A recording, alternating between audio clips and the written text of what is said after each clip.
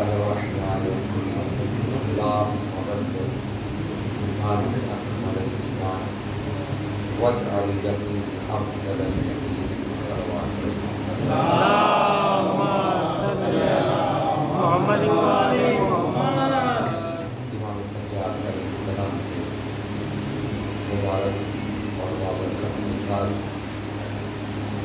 جس کو بارہا میں اپنے زبان سے جاری ارسال کر رہا ہوں اور جس کو میں نے اپنی دکھوں کا قرار کتاب کا قرار دیا وہ دعائیہ کلمات امام سجاد علیہ السلام کہ جو جہاد باللسان امام نے مسلح پر اس دور میں کیا کہ جب گمراہی کا دور تھا، عقلوں کا نور ختم ہو چکا تھا اور انسان غلامی کی زنجیروں میں چپٹ ہوئے تھے اور جہالت کا بول والا ہر انسان اپنے خیال اور اپنی فکر کو لے کر اسلام کو سمجھنا چاہتا تھا، لیکن امام نے اپنے قلم اور بیان سے اس قوم منتشر کو اور اس قوم کو جو ہدایت نہیں پا رہی تھی اور گمراہی کے راستے پر تھی، امام نے اپنے قلم اور اپنے بیان سے اسے زندہ کیا۔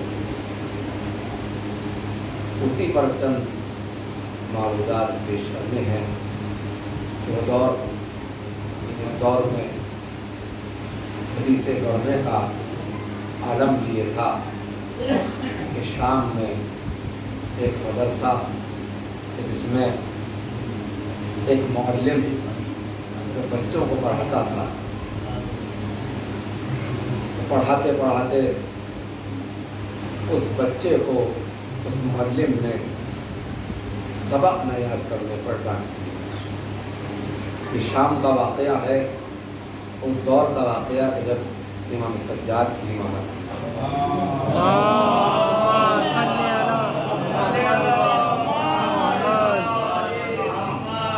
اور حدیثیں کیسے گھڑی جا رہی تھی اس کو بتانا ہے اور چند معروضات پیش کرنا ہے۔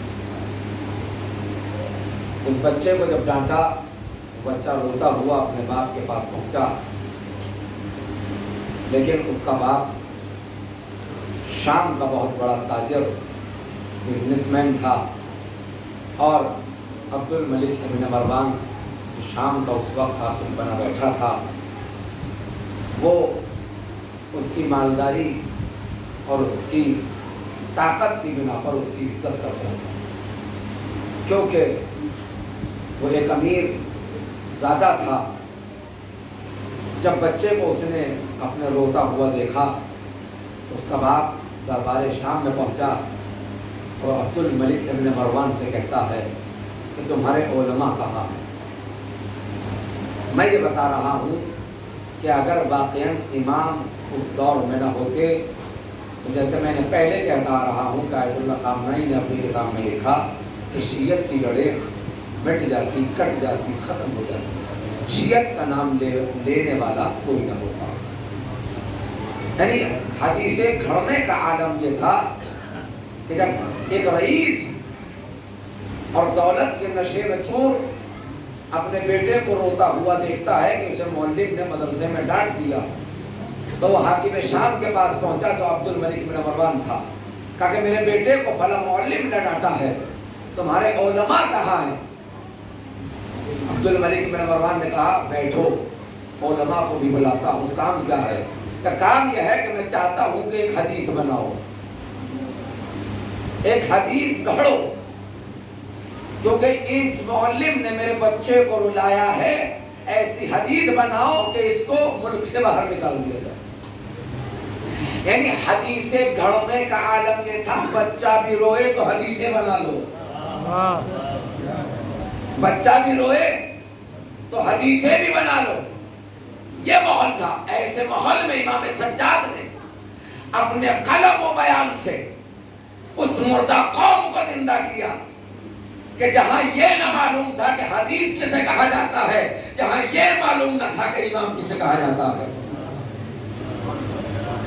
اسی لیے امام نے ایک جملہ کہا، لمعذا کر کے ایک جملہ ہے، لمعذا کہتے ہیں جو کتا ہوتا ہے اس کے بچے ہوئے لقمے، وہاں امام نے ایک جملہ کہا حدیث گھڑنے والوں کے لیے، اپنے خط میں نقل کیا، تحفۃ العقول کتاب کا نام ہے، لمعذا کتے کے منہ کا بچا ہوا نیوا۔ اب امام کیا کہتے ہیں یہاں، وہ حدیث پوری نہیں پڑھنی، یہ لفظ بتا دیا آپ کو۔ امام نے فرمایا حدیث گھڑنے والوں کے لیے، امام فرما رہے ہیں کون ہے تم میں آزاد فکر رکھنے والا؟ آزاد فکر رکھنے والا وہی ہوگا جو اسلام کو مانے، ورنہ سب غلامی کی زنجیریں پہنے ہیں۔ کون ہے تم میں آزاد فکر؟ یعنی پورے عوام کے نام یہ پیغام امام تھا، اور حدیثیں تو گڑھ رہے تھے ان کے خلاف امام نے احتجاج کیا قلم سے، اور ایک جملہ کہہ ڈالا، کون ہے تمہارے درمیان آزاد خیال رکھنے والا جو اپنے دندان حریص کو اس کتے کے لقمے سے بچا لے؟ یعنی امام بتانا کیا چاہتے تھے، اب سمجھ میں آئے گا۔ امام یہ کہنا چاہتے تھے جو ظالم حکومتوں کی غلامی کرنے لگے وہ کتے کے بچے ہوئے نوالے سے اپنے دہن کو بھرتا ہے، اپنے شکم کو بھرتا ہے۔ لیکن امام نے یہ تو کہا کون ہے تم میں آزاد فکر رکھنے والا؟ امام نے بتا دیا جو آزادی رکھنے والا ہوگا وہی دین کو اپنائے گا، کیونکہ دین ایسی شے ہے جو غلامی کسی بندے کی نہیں کرتی سوائے اللہ کے۔ اب امام کا ایک جملہ یہ سمجھ میں آ گیا، اس کے بعد گفتگو آگے انشاءاللہ سلسلے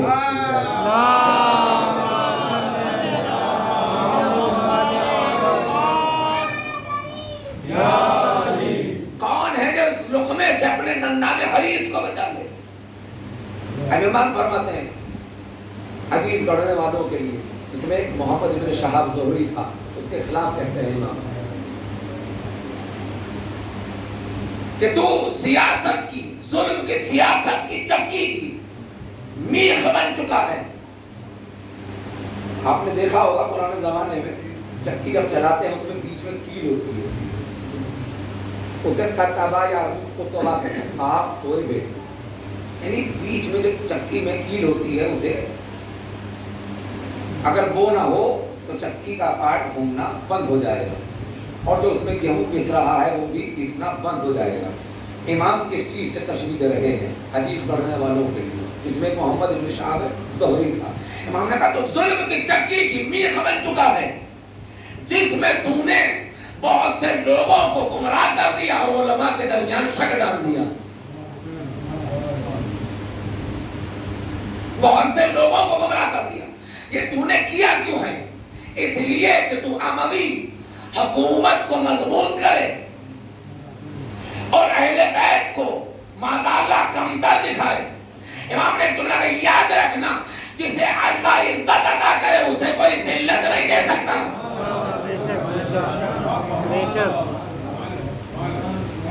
اب اس جملے پر فخر کرنا یہاں بیٹھنے والے جو واقعی امام کی محبت رکھتے ہیں، امام نے کیا کہا خط میں؟ اللہ عزت دیتا ہے، مجھے یہ بتا تجھے میرے در سے دولت تو نہیں ملی ہوگی، امام کا جملہ سنیے، میرے در سے تجھے دولت تو نہیں ملی ہوگی، ہاں یقین ہے جو ہمارے در میں آ جاتا ہے عزت ضرور عطا ہوتی ہے۔ یعنی امام نے کہہ دیا دولت معیار عزت نہیں ہے، علم معیار عزت ہے، علم معیار عزت ہے، دولت نہیں ہے۔ اسی لیے اب اس خط کی طرف میں آنا چاہتا ہوں اس کی وضاحت کرنے کے لیے، کیونکہ کل گفتگو کا اختتام یہاں ہوا تھا اور وہیں پر مربوط کر دوں گا اس کی گفتگو کو کہ سکر الشباب، جوانی کے نشے سے بچو۔ جوانی کے نشے سے بچو. جوانی ایک نشہ ہے جو شراب کے نشے سے بدتر ہے، لیکن ہر جوانی خراب نہیں ہوتی. جوانی اسے ہی کہتے ہیں جو اپنی جوانی کو دین میں ڈال لے. جملے کو بدل کر کہا جائے جوان اسے ہی کہا جاتا ہے جو دیندار ہو جائے. بے دین کو جوان نہیں کہتے، بے دین کو جوان نہیں کہتے. جوانی کہا ہی اسے جاتا ہے جو اپنے آپ کو دین میں ڈال لے، اور جو اپنے آپ کو دین میں ڈال لے. میں نے جیسے کل کہا تھا بوڑھا بھی ہو جائے گا لیکن دل جوان رہے گا، کیونکہ جسموں کے حیولے کو جوانی نہیں کہتے.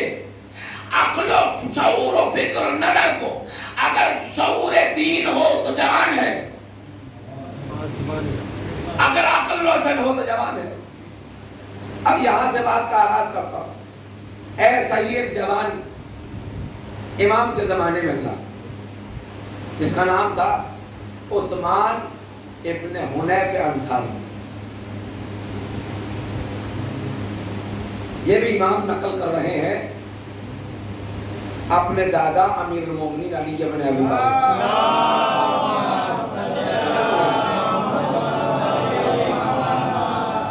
کیا قلمی جہاد ہے امام کا. عثمان ابن حنیف انصاری یہ گورنر بنا بصرے کا، جوان تھا، گورنر بصرے کا بنا.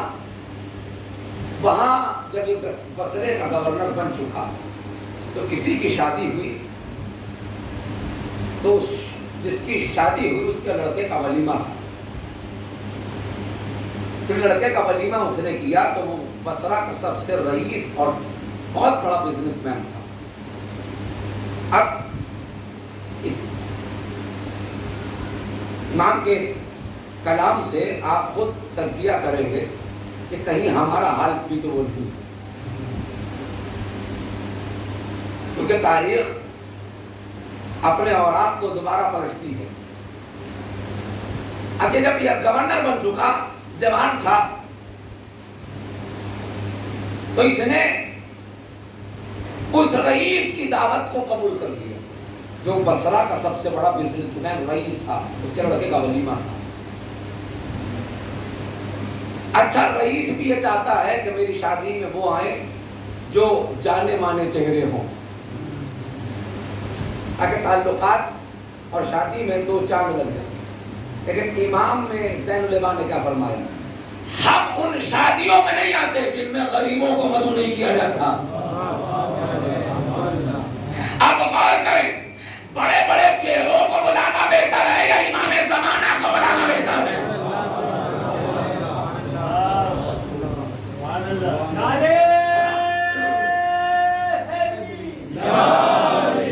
بڑے بڑے چہروں کو بلانا بہتر ہے یا امام زمانہ کو بلانا بہتر ہے؟ اچھا ولیمہ رکھا کیوں تھا رسول نے؟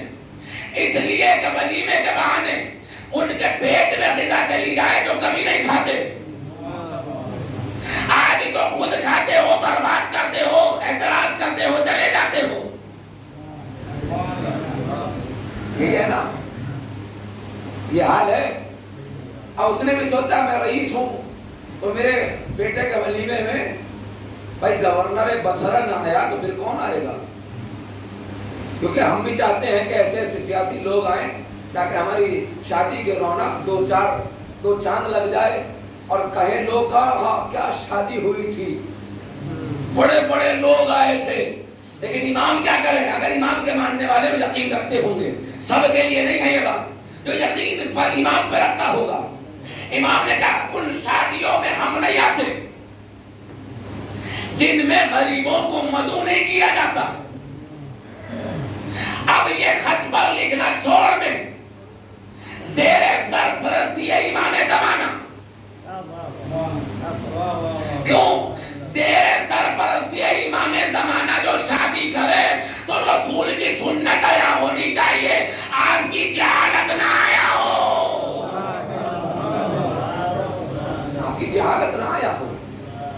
اب زیر سرپرستی امام زمانہ تو لکھ دیا، لیکن معیار کیا ہے کہ آپ اس میں رمق اسلام تو نہیں ہے. ہر اعتبار سے. اچھا خواتین سے بھی معذرت چاہ کر، اگر پردہ دیکھنا ہے خواتین کا تو محرم میں دیکھو، اور بے حیائی دیکھنی ہو تو شادیوں میں دیکھو.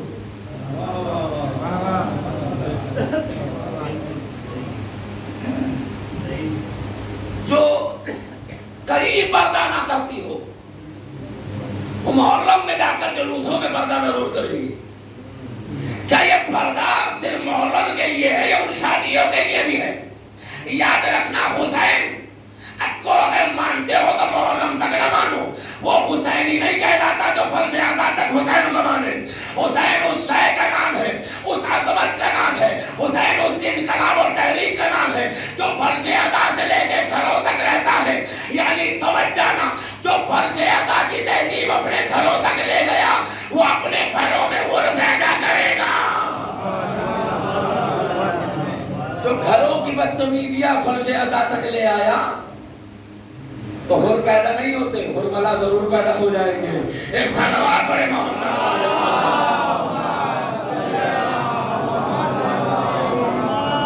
لیکن سخت الفاظ تھوڑے ہیں، لیکن یاد رکھیے گا حق بیانی ہے. اب امام نے کیا کہا؟ اب امام نے بصرہ کا گورنر بنا کے بھیج دیا. امام نقل کر رہے ہیں اپنے دادا سے، بھیج دیا. تو اگر گورنر نے ولیمے کی دعوت قبول کر لی، جوان تھا چلا گیا، تو امام کو ٹوکنے کی ضرورت نہ تھی. ارے جو ہو گیا ہو گیا، ہم بھی دیکھ کے ڈال دیتے ہیں نا. ارے جو ہو رہا ہے غلط ہونے دو. یاد رکھنا اگر سماج میں کوئی ایک غلط کرے ذمہ دار آپ بھی ہو. امر بالمعروف و نہی عن منکر اسی لیے رکھا گیا ہے، لیکن امر بالمعروف و نہی عن منکر کا طریقہ یہ ہے پہلے اپنے پر اپلائی کرو، پھر دوسرے کو کہو. اور دوسرے کے کہنے کا طریقہ بھی ہے. اس کے لیے خود چوتھے امام نے فرمایا اگر کسی کو نصیحت کرنی ہو تو 4 آدمی میں نہ کرنا. چوتھے امام فرما رہے ہیں حدیث، اگر کسی کو امر بالمعروف و نہی عن منکر کرنا ہے اور ہدایت دینی ہے، اس کی غلطی کو سدھارنا ہے، تو 4 میں نہ کہنا، علیحدگی میں کہنا، اور اس اعتبار سے اس لہجے میں کہنا کہ اسے ہدایت دینا چاہتے ہو. امام نے فرمایا اگر تم نے اسے 4 آدمیوں میں ٹوکا تو اصلاح نہیں کی بلکہ فساد برپا کر دیا. فساد برپا کر دیا. اب ولیمے کی دعوت تو قبول ہوئی. امام نے اپنے قلم کو اٹھایا اور خط لکھا عثمان ابن حنیف. اور خط میں پورا خط تو نہیں پڑھنا، بہت بڑا خط ہے. اشراط کا 20 بھی ختم ہو جائے گا، لیکن یہ خط کا مضامین ختم نہیں ہو. بہت بڑا خط ہے. اب امام نے قلم اٹھا کر عثمان ابن حنیف کو جو لکھا ہے وہ موجود تھا. جلدی چند معلومات. گناہ کچھ نہیں کیا، بس ایک امیر زادے کی دعوت کو قبول کر جو بصرہ کا بہت بڑا رئیس تھا. یہ کریے. اب امام نے خط لکھا عثمان ابن حنیف تم ہماری جانب سے بصرہ پر حاکم بنے ہو، ہماری طرف سے بنے ہو. اور دیکھو یاد رکھنا کسی کے دسترخوان پہ بیٹھنے سے پہلے لقمے کی حقیقت کو چیک کر لینا. غور سے سنیے گا ذرا. دسترخوان پہ بیٹھنے سے پہلے لقمے کی حقیقت کو چیک کر لو. کیا مطلب؟ امام نے آگے کہا کہ ان شادیوں کے دسترخوانوں میں عثمان یہ تو دیکھ لیتے کتنے غریب آئے ہیں.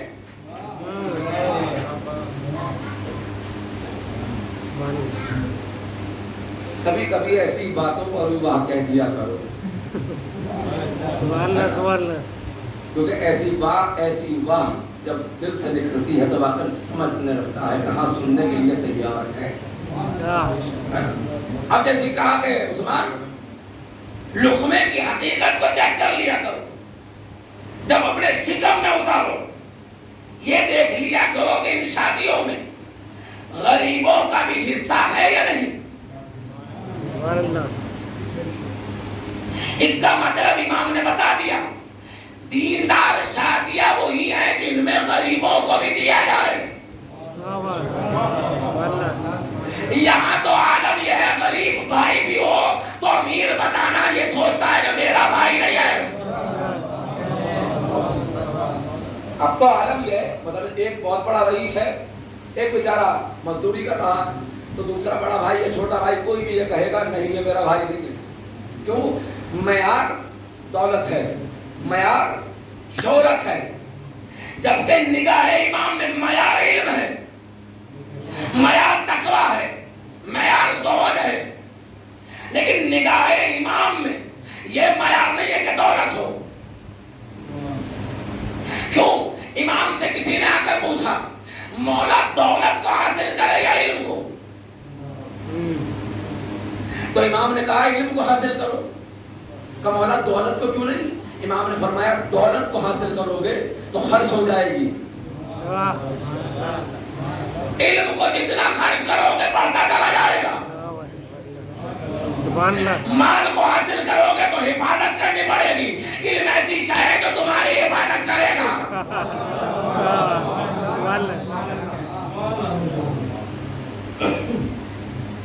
مال حاصل کرو گے تو راتوں کو نیند نہ آئے گی.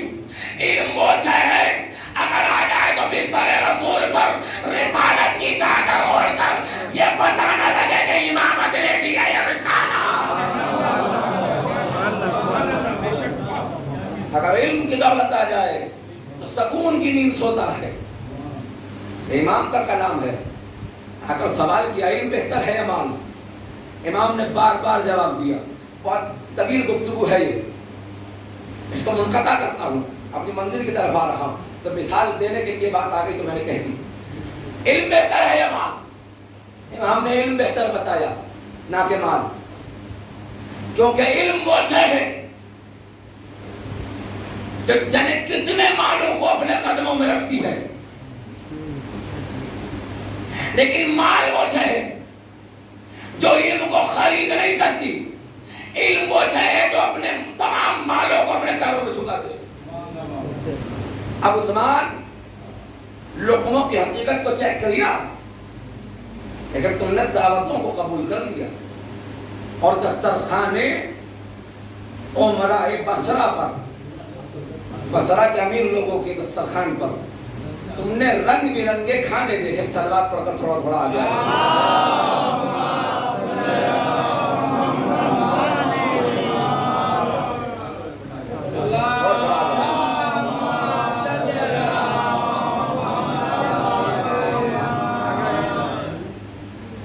تم نے لقموں کی حقیقت کو چیک کیا اور امراء بصرہ کے یعنی امیر بصرہ کے دسترخوان پر رنگ برنگے کھانوں کو دیکھ کر تم نے دعوت کو قبول کر لیا. اب امام آگے جو کہتے ہیں وہاں تک مجھے لے کر آنا تھا, اس لیے امام فرماتے ہیں کل معموم امام, ہر پیچھے رہنے والے کا ایک امام ہوتا ہے. اب جوانوں کو قریب کرنے کے لیے اس ترجمے سے ہر پیچھے چلنے والے کے لیے ایک آگے راستہ بتانے والا ہوتا ہے. کل معموم امام, ہر معموم کے لیے ایک امام ہوتا ہے. یہاں اکثر میں ایک جملہ کہتا ہوں, معموم کے لیے امام ہوتا ہے, مامون کے لیے نہیں ہوتا. جو اردو کی نزاکت کو جانتے ہیں ان کے لیے سبحان اللہ. بھائی معموم کے لیے امام ہوتا ہے, مامون کے لیے نہیں ہوتا, کیونکہ مامون سے بچے سے خود امام بنتے ہیں اور معموم رہنے والا امام کے پیچھے چلتا ہے. تو کہیں ہماری اقتدا میں معمونیت تو نہیں ہے کہ خود امام بننے کو تیار ہو اور امام کو بھول جاؤ. امام کیا کریں؟ کل معموم. یہ جوانوں کا بھی ڈیفائن نہیں ہو پایا, بزرگ تو سمجھ گئے. ایک ہوتا ہے معمون. معمون بنی عباسیوں کا خلیفہ جو ظالم گزرا، اور یہیں پر نون کو ہٹا دو تو ماموم ہو جائے گا۔ ماموم کہتے ہیں امام کے پیچھے چلنے والے کو، لیکن امام نے ماموم کہا ہے، ماموم نہیں کہا۔ کل ماموم امام، ہر پیچھے چلنے والے کے لیے ایک آگے امام ہوتا ہے۔ میں آپ کے ثبوت کو جلدی توڑ رہا ہوں تاکہ آپ کے اذہان اس فکر میں نہ رکھیں۔ اب آگے امام فرماتے ہیں یقتدی بہ، جس کی وہ اقتداء میں چلتا ہے، جس کا وہ کہنا مانتا ہے۔ یقتدی بنور علم، اور ایسے پیچھے چلتا ہے کہ اپنے امام کے علم کے نور کے سائے میں، یعنی شیعت کا یہی تو فخر ہے کہ ہم اندھوں کو امام نہیں مانتے،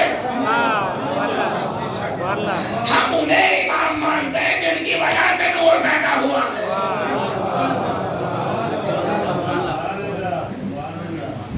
یقتدی بنور علم، امام کے نور علم کے سائے میں چلتا ہے۔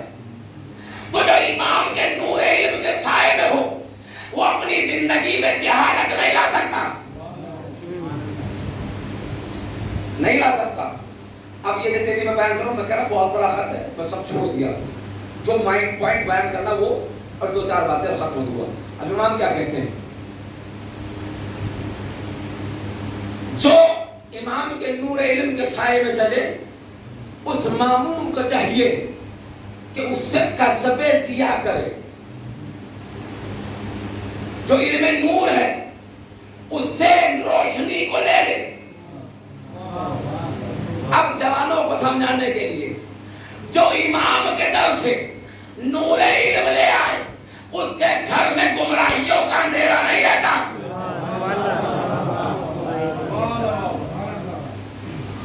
اس کے گھر میں گمراہیوں کا اندھیرا نہیں رہتا۔ اب یہاں بات آ گئی تو دو چار باتیں اور روک کر کہہ دیتا ہوں، پھر آگے منزل پر چلتا ہوں اور ختم ہوا۔ امام کیا کہہ رہے ہیں؟ یقتدی بنور علم، امام کے علم کے نور کے سائے میں چلتا ہے اور کسب ضیاء کرتا ہے۔ کسب ضیاء کا مطلب کچھ چیز کو حاصل کرنا، کچھ چیز کو اخذ کرنا، لے لینا، اپنا حصہ سمجھنا، اپنا تبرک سمجھنا اور چھوڑ کر نہ جانا۔ ایک تبرک بڑھتا ہے تو ہر کوئی یہ چاہتا ہے کہ میرا تبرک مجھ کو ملے، یہی امام فرما رہے ہیں علم بھی تبرک ہے، اور اسے وہی لیتا ہے جو امام کے علم نور سے اس روشنی کو لے لے۔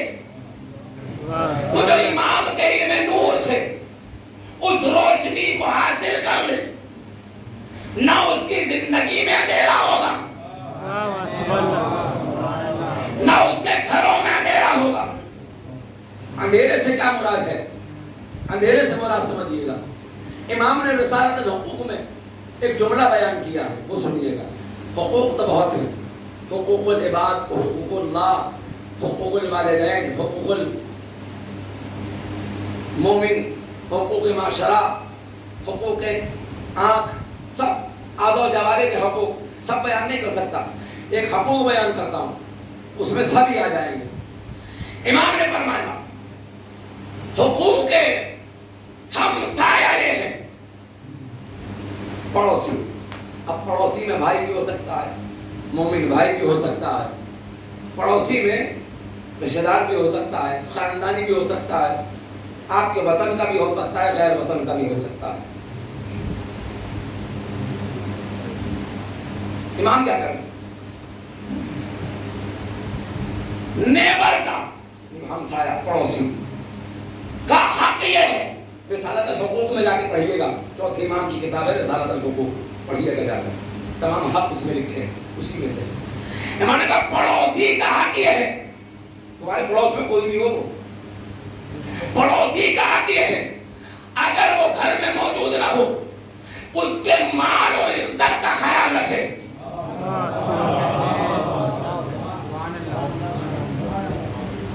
اگر وہ گھر میں موجود نہیں ہے، کہیں گیا ہے، گھر پہ تالا ہے، امام کیا کرے؟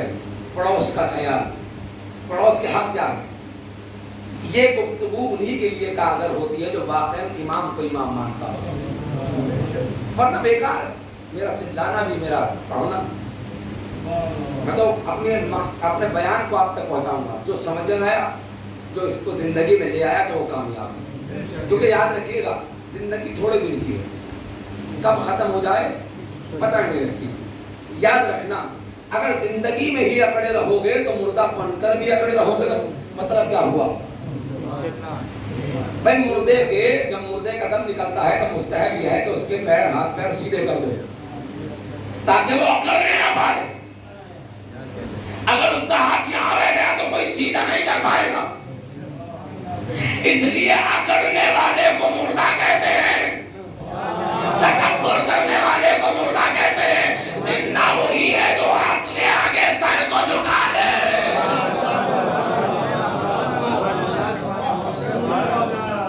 تو بھائی فائدہ کیا ہے؟ قبر میں بھی مردہ کہلاؤ، گھر میں بھی مردہ کہلاؤ، تو زندہ رہے دکھا دو۔ بھائی یہاں بھی مردہ وہاں بھی مردہ، بس جگہ بدلی ہے لیکن مردگی کی علامت نہیں بدل پائے۔ بھئی اکڑ کا نام ہی تو مردہ پن ہے۔ سیدھے کیوں کہا گیا؟ ہاتھ پیر سیدھے کر لو، اگر اکڑ گئے تو پھر سیدھے نہ ہوں گے۔ مستحب ہے نا، جب روح نکلنے لگے تو ہاتھ پیر سیدھے کر دو، اور جو زندگی میں اکڑتا رہے، جس کے زندگی میں تکبر ہو اسے کون سیدھا کرے؟ تو مردہ صفت لے کر جو پہلے ہی آ گیا ہو وہ زندہ رہا تک۔ اور یاد رکھنا اہل بیت زندوں کے سمجھ میں آتے ہیں، مردوں کے سمجھ میں نہیں آتے۔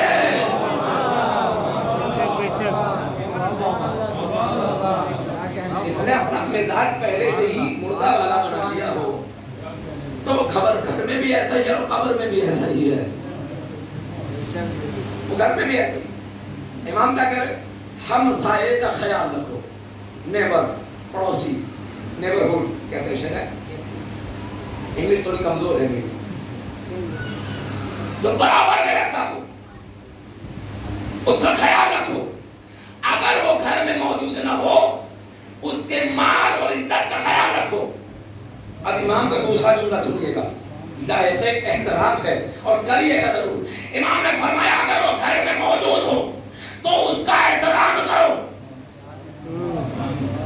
یہاں تو پڑوسیوں سے سالوں ہو جاتے ہیں، بات تک نہیں کرتے۔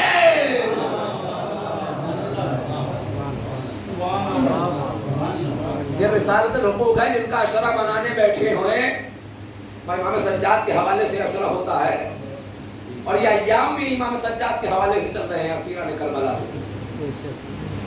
وہ کیا کہہ رہے ہیں کہ اگر موجود ہو تو احترام کرو۔ احترام تو بہت دور، یہاں تو سالوں گزر جاتے ہیں لیکن آکڑ نہیں جاتی۔ امام نے فرمایا وہ مومن اور مسلمان نہیں ہو سکتا جو کسی مسلمان سے 3 دن تک نہ بولے۔ یہاں تو سالوں بیت جاتے ہیں بھائی، تو سالوں بیت جاتے ہیں۔ پھر امام نے دوسرا کہا احترام کرو اگر وہ گھر میں موجود ہو۔ امام آگے کیا کہتے؟ اور یاد رکھنا ہم سائے کا حق یہ ہے کہ پیٹھ پیچھے اس کی برائی نہ کرنا، اس کی چغل خوری نہ کرنا۔ اور دیکھو امام یہاں تک کہہ گئے اگر تمہارا دل میل نہ کھائے، مثلا ایک ہے کہ ملنا چاہتا، بہتوں کا سوال آتا ہے مگر ہم تو ملنا چاہتے ہیں لیکن وہ اپنی عہد ختم نہیں کرنا چاہتا، امام نے اس کا بھی راستہ بتایا ہے تاکہ تم جہنم سے بچ جاؤ، وہ جا رہا ہے تو جانے دو۔ امام نے فرمایا بہت سے ایسے بھی ہوتے ہیں اگر صلح صفائی کرنا بھی چاہو تو ان کی عہد ختم نہیں ہوتی۔ امام نے فرمایا ایسے لوگوں کے لیے تعلق یہ ہے کم سے کم اتنا تو رکھو کہ ان سے دعا سلام کرو، آج نہیں تو کل، کل نہیں تو پرسوں، اسے شرم تو آئے گی کہ ایک سلام کر رہا ہے اور میں اس کے حق کو پائمال کر رہا ہوں۔ پھر امام نے آگے فرمایا دیکھو پڑوسیوں کے حق کو نہ کھانا،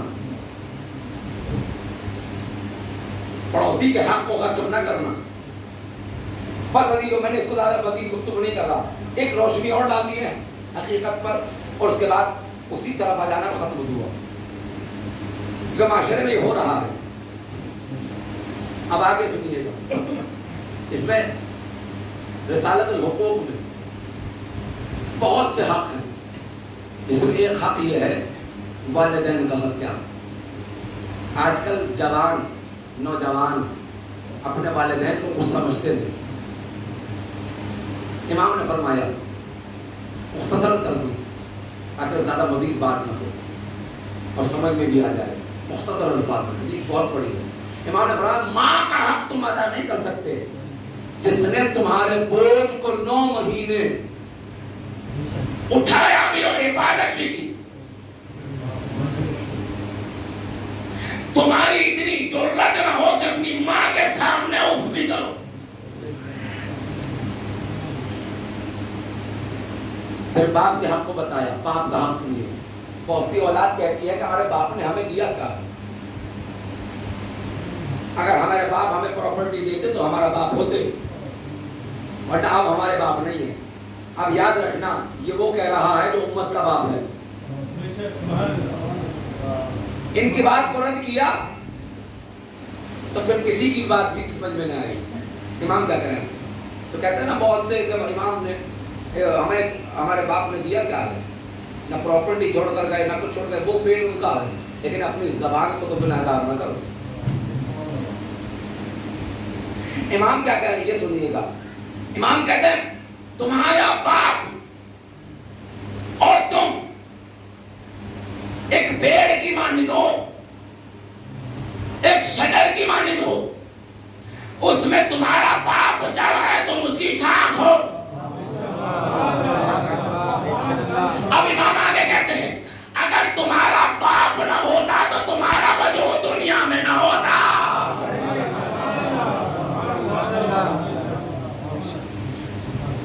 تمہارا جو وجود ہے اس کی جڑ کا نام تمہارا باپ ہے. اس شکل کو سوچ کر ہی احترام کر لیا کرو. لیکن آج کا کیا ہے؟ دیکھیں یاد رکھیے غربت آتی کیوں ہے، یہ بھی واضح بات کرتا چلا جاؤں. غربت آتی اس لیے ہے کہ ہمارے رشتوں کا باز و لحاظ نہیں ہے. جا کر پڑھیے گا کلمات قصار امیر المومنین، وہاں امام نے فرمایا سب سے وحشت ناک شے کا نام ہے غربت، یعنی غریبی. اور میں نہیں چاہتا کہ میرا چاہنے والا غریب رہے. اب امام سے آ کر پوچھا مولا غربت کا مطلب کیا دولت کا ختم ہونا، کھانا نہ ملنا؟ امام نے کہا غربت کا اصل مطلب یہ ہے جو وحشت ناک بتایا. امام نے کہا سب سے بڑی غربت کا نام ہے جہالت، اور سب سے بڑی تمنگری کا نام ہے علم. تمنگری یعنی دولت مندی. سب سے بڑی غربت کا نام جہالت اور سب سے بڑی تمنگری امیری کا نام ہے علم. کا مولا سمجھ میں نہیں آیا کہ جس گھر میں جہالت رہے گی وہاں آخرت کی بھی غربت ہوگی، دنیا کی بھی غربت آتی رہے گی. کیسے؟ اب یہ ڈیفائن کرتا ہوں. امام نے فرمایا 2 طریقے کے لوگ ہیں. ایک وہ جو حاجی بھی ہے، نمازی بھی ہے، روزہ دار بھی ہے، ماتمدار بھی ہے، مجلس برپا کرنے والا بھی ہے. آپ اس کے لیے تجزیہ کیا کرو گے؟ یہ تو بہت بڑا متقی ہے، جنت میں ڈائریکٹ جائے گا. سماج یہی تو فیصلہ کرے گا. ایک شخص وہ ہے جو نمازیں تو پڑھتا ہے لیکن بہت کم، حج بھی نہیں کیا، روزے تو رکھتا ہے لیکن بہت کم، مجلس میں کراتا ہے لیکن بہت کم. تو دونوں میں سب سے بہتر کون ہے؟ بتائیے کون بہتر ہے؟ جو زیادہ نماز و روزے کرتا وہ بہتر سمجھو گے نا آپ. اور جو کم کرتا ہے وہ کم تر ہے.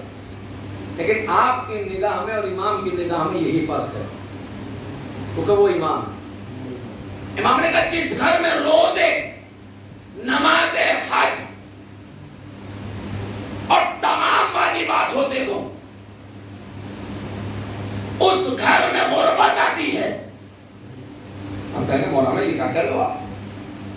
عقل حیران ہو جائے گی، ابھی پوری بات کہی نہیں میں نے، مولانا یہ کیا کر رہے ہو آپ؟ پھر تو کوئی نہیں کرے گا، کوئی نہیں کرے گا۔ لیکن امام نے اہمیت بتائی ہے، سنیے گا، جس گھر میں روزے، نماز اور تمام واجبات کثرت سے ہوتے ہوں اور رشتہ داری اور خاندان میں تعلق اچھے نہ ہو، تو امام فرماتے ہیں نہ اس کی نمازوں کو قبول کیا جائے گا، نہ روزوں کو قبول کیا جائے گا، بلکہ اس کے گھر میں غربت رہے گی، مصیبت رہے گی۔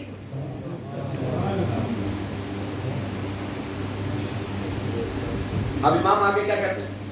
ایک شخص وہ ہے جو عبادت تو کرتا ہے لیکن بہت کم، لیکن خاندانی تعلقات، آپس میں رشتہ داروں کی محبت، برادری کی محبت، ہمسائے کی محبت، تعلقات بڑے اچھے رکھتا ہے سب سے، لیکن نمازیں کم پڑھتا ہے،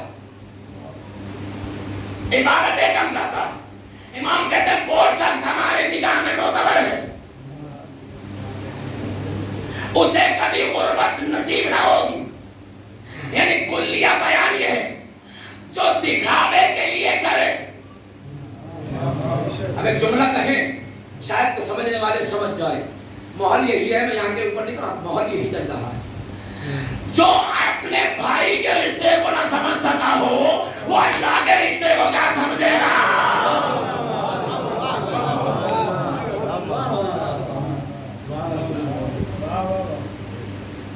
جو ماں کے رشتے کو نہ سمجھا ہو، وہ بی بی فاطمہ کے رشتے کو کیا سمجھے گا؟ جو بہن بھائی کے رشتے کی معصولیت رکھتا ہو، وہ حسین اور زینب کی محبت کو کیا سمجھے گا؟ کچھ نہیں سمجھ سکتا۔ اگر دعویٰ ہے تو لحاظ اور پاس و لحاظ کہاں ہے؟ ختم ہو چکا ہے۔ یہی وجہ ہے کہ ہر گھر میں پریشانی، ہر گھر میں غربت، ہر گھر میں ایسی نوبت ہے کہ انسان مرنے کے لیے تیار ہو جائے۔ لیکن ایک عمل بتا کے اور اپنے بیان بھرے ختم ہوا، جو ہوا خیر ہوا۔ میں بیان ہے عمومی، کوئی نہ سوچے کہ ہم پہ، یہ عمومی بیان ہے، سب جگہ یہی چل رہا ہے۔ اور ایک بہت سی جگہ تو ایسا بھی ہو رہا ہے، آپ خود فیصلہ کیجئے گا۔ ایک بھائی پریشان ہے اور دوسرا بھائی عزاداری میں لاکھوں اٹھائے، تو مجھے انصاف سے بتاؤ اس کی پریشانی دور کرنا عزاداری ہے یا شبِ داریوں میں لاکھوں روپے پیسہ لگانا عزاداری ہے؟ یہ ماحول چل رہا ہے۔ کیوں؟ بھائی کی اگر مدد کر دی تو کوئی نہیں دیکھے گا، یہاں بہترین تبرک بانٹ دیا تو تعریف لوگوں سے لے لی ہے، اللہ سے نہیں لے لی۔ یہ معاملات ہیں۔ بہرحال میں اپنی گفتگو کی طرف آتا ہوں اور ختم ہوا۔ یاد رکھیے گا ان پیغامات کہ چوتھے امام نے کہا ہے۔ اب امام فرماتے ہیں علم کے نور کے سائے سے تم کسب ضیاء کرو اور اپنے گھروں کو روشن کرو، اسے منور کرو تاکہ چراغ علم جل سکے۔ آج کل یہ دیکھو کسی کی بچیاں غربت کی وجہ سے بیٹھی نہیں پڑھ پا رہی، تو یہ کون ذمہ دار ہے؟ پورا سماج ذمہ دار ہے۔ یہ پوری ذمہ داری سے کہہ رہا ہوں۔ امام کی احادیث میں ہے اگر کوئی ایک جوان یا کوئی جوان بچی نہ پڑھنے کی وجہ سے غلط راہ کو اختیار کر لے تو پورا سماج ذمہ دار ہے، اور جن کے پاس راہیں تھیں انہوں نے پھر بھی راہوں کو مہیا نہ کیا ہو، وہ سب سے زیادہ ذمہ دار ہے۔ دیکھیں گھروں کا تجزیہ کرتا کتنے جوان بیکار ہیں جو نہ پڑھ بھی نہیں پا رہے، پڑھ کے بھی روزگار نہیں ہے۔ کتنی جوان بچیاں ہیں جو کچھ کورس کر کر گھر میں بیٹھی ہیں، آگے تعلیم حاصل کرنے کے لیے کچھ نہیں ہے۔ کیا ہماری کمیونٹی کا نام یہی ہے؟ انجمن منائی کی جاتی ہے صرف سینہ پیٹنے کے لیے. دیکھیے حقیقت بیان کر رہا ہوں. کیا سینہ پیٹنے کے لیے انجمنیں منائی جاتی ہیں؟ سینہ پیٹنے کے لیے انجمنیں نہیں ہوتی بلکہ معاشرے کو منظم کرنے کے لیے انجمنیں منائی جاتی ہیں. اب ایک جملہ کریں, سینہ پیٹنے کے لیے خالی انجمنیں نہیں ہوتی, معاشرے کو حسینی بنانے کے لیے انجمنیں منائی جاتی ہے. لیکن وہ نہیں ہو پا رہا, وہ نہیں ہو پا رہا. بس آخری بات اور ختم دعا. میں خط کی طرف آیا, ایک لفظ بیان کرو ختم. امام نے فرمایا عثمان ابن حنیف تیرا ایک امام ہے, ان کے علم کے نور کے سائے میں چل. اور دیکھ یہ جملہ یہاں تک لے کر آنا تھا مجھے. امام نے فرمایا عثمان, میں نے اپنی زندگی جو کی سوکھی روٹی اور ایک جوڑی کپڑے میں نکالی. میں یہ نہیں چاہتا کہ تم ایسا کرو, کیونکہ تم ایسا نہیں کر سکتے. امام کہہ رہے ہیں بہت سو پہ ایسا تقویٰ طاری ہو جاتا ہے کہ وہ شوربے میں پانی ڈال کے پیتے ہیں. ارے میرے مولا کو نہیں ملا, مولا کو جو نکاح کا نہیں ملا وہ بھی چھوڑو. امام جواب دے رہے ہیں اس کا. امام کہہ رہے ہیں تم جو کی سوکھی روٹی اور ایک جوڑی کپڑے میں پوری زندگی نہیں بتا سکتے, اور میں تم سے یہ چاہتا بھی نہیں. اگر خاموشی کو توڑیے, آخری بات, میں تم سے چاہتا بھی نہیں کہ ایک جوڑی کپڑے میں پوری زندگی نکال دو اور جو کی سوکھی روٹی کھا کر زندگی بتا دو. امام نے کہا بہترین سے بہترین کھاؤ,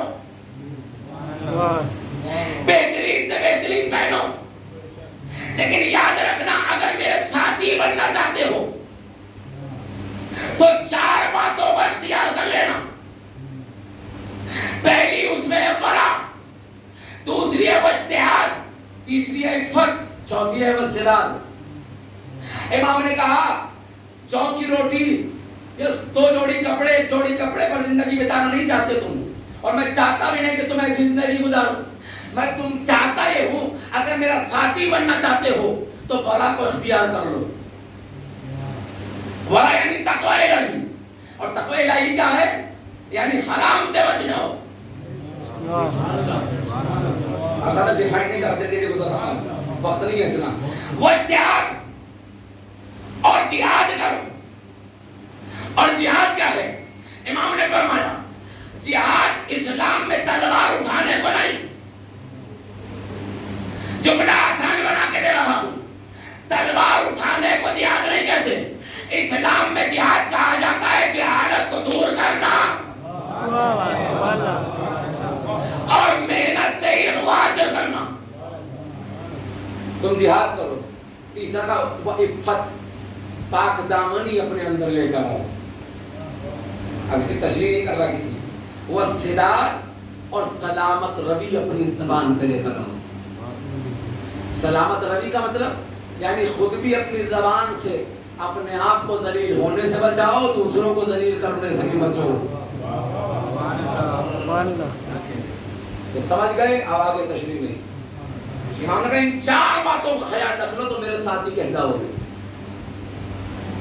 بڑا امام تو خود کہہ رہے ہیں یہ 4 چیزیں کر لو میرے ساتھی میرا اصحاب کہلاؤ گے. اور تقوی کو اختیار کرو, جہاد کوشش کرو, علم میں ہو, وفا میں ہو, صدق میں ہو, جس چیز میں ہو, پاک دامنی کو اختیار کر لو. اب پاک دامنی کا مطلب نہیں بتا رہا کیا ہے. وسداد سلامت روی کو اختیار کر لو. بس آخری جملہ ختم ہوا. امام نے کہا عثمان ابن حنیف یقال الامیر المؤمنین, کیا میں اس میں ہی خوش رہوں کہ مجھے امیر المؤمنین کہا جاتا رہے اور میں غریبوں کی مدد نہ کروں؟ امام نے کیا جملہ کہا ہے؟ مجھے اس میں خوشی نہیں ہے کہ مجھے امیر المؤمنین کہا جائے, مجھے خوشی اس میں ہے کہ میں غریبوں کی مدد کروں. یعنی امام بتانا یہ چاہتے ہیں کہ نام کے چکر میں نہ رہو, کام کرو تو نام خود بخود اللہ روشن کر دے گا.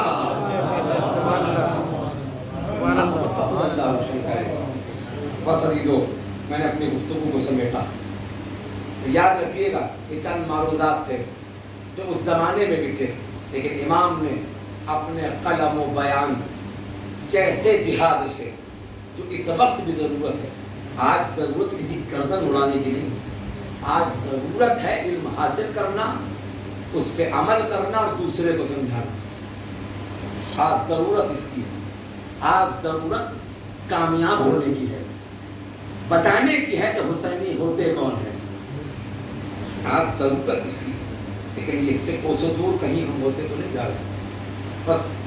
لیکن یاد رکھیے گا ہمارے پاس جو بھی علم سرمایہ اس وقت موجود ہے، اگر بعد حسین اسیران کربلا اور بالخصوص امام سجاد نہ ہوتے تو ہمیں یہ سرمایہ علم عطا نہ ہوتا. ذرا سوچ کر دیکھیں کہ میرے مولا نے اس لیے ہی زنجیروں کو پہنا تھا کہ تم اپنی فکروں کو غلامی کی زنجیریں پہنا لو. کیونکہ جو کسی کے بارے میں غلط سوچے وہ اپنی فکر کو غلامی کی زنجیریں پہناتا ہے. یاد رکھنا امام نے اس لیے زنجیریں نہیں پہنی، امام نے اسلام کی حقیقت کو بیان کرنے کے لیے گلے میں خاردار طوق، ہاتھ پیروں میں ہتھکڑیاں اور بیڑیوں کو پہن کر رکوع کی حالت میں کربلا سے کوفہ اور کوفہ سے شام کا بازار طے کیا. چلو یہ لوگ کہہ سکتے ہیں کہ امام تھے، لیکن اس بچی کا کیا عالم ہے جسے 4 سال کی سکینہ بنت الحسین، جس نے مصیبتوں پر مصیبتیں سہ کر اسلام کی خاطر اپنی پیاس کو دنیا کے آگے بیان نہ کر کر، ظالموں سے پانی نہ مانگ کر، بلکہ جب بھی پیاس کا غلبہ ہوتا تھا تو اپنے چچا کو یاد نہیں کرتی تھی کہ چچا مجھے پانی لا کے دو، نہیں، جب تماچا لگتا تھا تو کہتی تھی چچا عباس میرے تماچا لگا. یعنی پانی کا سوال جناب سکینہ نے جناب عباس اپنے چچا کی شہادت کے بعد بند کر دیا تھا. چند مصیبتیں سنیے گا عزیزو ختم ہوا. جب یہ قافلہ بازار شام میں آیا ہے، جیسے میں نے کل کہا، سہیل نامی ایک شخص جو امام کا صحابی تھا، اس نے کسی بزرگ سے پوچھا ارے شام کا بازار کیوں سجایا ہے، یہ شام میں ایسی رونقیں کیوں ہے، نئے نئے لباس کیوں پہنے ہو، کہ آج شامیوں کی کوئی عید ہے؟ اس نے کہا تمہیں نہیں معلوم، کوئی مدینے کا رہنے والا ہے جس کا نام حسین ہے، اس کا لٹا ہوا قافلہ آ رہا ہے، کچھ بچے ہیں، کچھ عورتیں ہیں جو بے حال ہیں. اس نے جیسے ہی سنا مولا کا نام سنا تڑپ گیا اور کہتا ہے تمہیں شرم نہیں آتی؟ یہ نبی کا نواسا ہے جس پر تم عید بنا رہے ہو، مجھے بتاؤ کہ کس دروازے سے قافلہ آ رہا ہے. اس نے کہا میں نے سنا ہے اس قافلے کو باب سعد کے باہر روکا گیا ہے، 72 گھنٹے سے یہ قافلہ باب سعد کے باہر روکا ہے. 72 گھنٹے کم نہیں ہوتے عزیزوں، 3 دن کا سوال ہے. لیکن جناب زینب سے کھڑا نہ ہوا گیا. جناب زینب بیٹھ کر نماز پڑھ رہی تھی. امام سجاد نے پوچھا پھوپھی اماں آج تک میں نے آپ کو نہیں دیکھا کہ بیٹھ کر نماز پڑھی ہو. امام سجاد سے جناب زینب نے کہا سجاد کھانا پانی اتنا کم آتا ہے کہ میں اپنے حصے کا بھی بچوں کو دے دیتی ہوں. اب میرے پیروں میں اتنی جان نہیں ہے کہ میں کھڑے ہو کر عبادت خدا. عزیزو جیسے یہ قافلہ بازار میں آیا، سہیل کہتا ہے میں بہت تیزی کے ساتھ دوڑتا ہوا باب سعد کے پاس پہنچا، لیکن میں نے کیا دیکھا وہاں سے قافلہ مڑ کر ایسی گلیوں سے تنگ گلیوں سے گزارا جا رہا ہے. آپ نے سنا ہوگا کہ 72 موڑ تھے. میں نے اپنی آنکھوں سے وہ گلیاں دیکھی ہیں. اگر چند آدمی ایک گلی سے گزر جائیں تو دوسرا گزر نہیں سکتا. وہاں یہ عالم تھا. جناب ام کلثوم کا مرثیہ ہے اے میرے بابا اے میرے بھیا حسین ہمیں ایسی ایسی گلیوں سے گزارا گیا جہاں نام علموں کا مجمع تھا.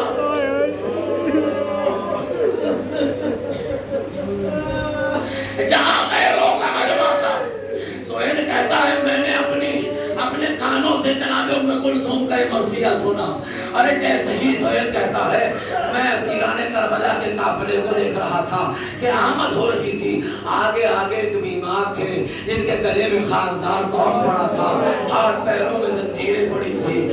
عزیزو ان کے ساتھ ایک بچی تھی اور وہ کہتا ہے میں نے دیکھا ایک بچہ تھا جہاں توق سے زنجیر نکل رہی تھی, اس زنجیر میں حلقہ تھا, اس زنجیر کے حلقے میں ایک بچہ تھا جس کی گردن بندھی تھی.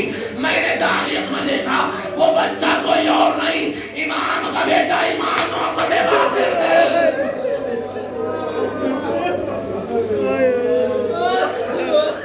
سہیل کہتا ہے میں قافلے کے قریب گیا, آپ رولیے بچہ باتیں سنیے گا تو آخری بیان ہے.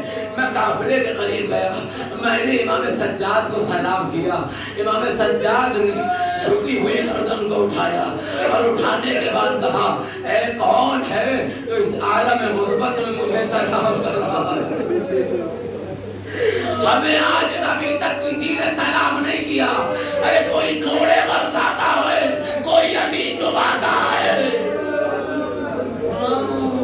یہ کون ہے جو عالم غربت میں سلام کر رہا ہے؟ کہا کہ مولا میں آپ کا چاہنے والا سہیل ہوں, میں یہاں سے تجارت کے معاملے سے گزر رہا تھا, مجھے معلوم نہیں تھا, لیکن میں نے جب معلوم ہوا مولا مجھ سے خطا ہو گئی, مولا میرے لائق کوئی کام ہو تو بتائیے. امام کا غربت کا سالم دیکھیے. عزیزو یاد رکھنا سب سے بڑی غربت تب ہوتی ہے جب آپ کسی بدیش میں ہوں اور آپ کی جیب میں پیسہ نہ ہو. کس سے مانگو گے جہاں کوئی جاننے والا نہ ہو؟ امام نے کہا اے سہیل کیا تمہارے پاس کچھ پیسے پڑے ہیں؟ ہاں مولا کیوں نہیں, میرے پاس 1000 درہم ہے. کہا ہے تو ذرا میرے لیے یہ کام کر دو, جو نیکوں پر سر لیے ہیں ان سے کہو پیسے لو اور بیویوں سے ذرا دور ہو جاؤ. میری غیرت گوارا نہیں کرتی کہ میری ماں بہنوں کا